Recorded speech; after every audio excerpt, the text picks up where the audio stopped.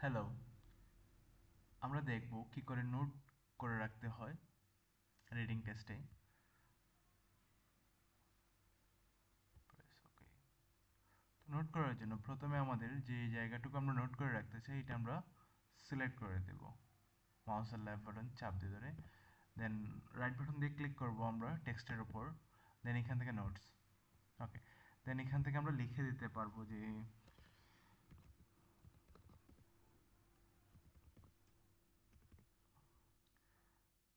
Answer নং 01 লিখে রাখলাম। ওকে, দেন এইখানে আবার যদি নোট করতে হয় সেম ভাবে আমরা নোট করে রাখতে পারবো। ওকে, তো এইখানে দুইটা টেক্সটই আমাদের কালার আসতেছে, তো কোনটা নোট করা কোনটা হাইলাইট করা এটা আমরা বুঝতে পারবো কি করে। টেক্সটের উপর যখন আমরা কার্সর নেব তখন আমাদের এখানে একটি ইয়েলো বক্স আসবে, এটা থেকে বুঝতে হবে যে আমাদের এই টেক্সটটা নোট করা আছে। যদি নর্মালি আমরা হাইলাইটের উপর কার্সর নিয়ে যাই তাহলে এই ধরনের কোনো আইকন দেখাবে না, এখানে ক্লিক করলে আমরা নোটটা শো হবে। তো এই ক্ষেত্রে আমাদের হবে না, এখানে যখন আমরা হাইলাইট করে রাখবো, কিন্তু নোটের ক্ষেত্রে আমাদের নোটটা শো হবে।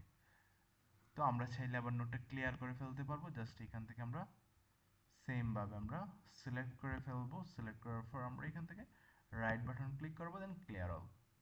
তাহলে নোট ক্লিয়ার হয়ে যাবে। ধন্যবাদ।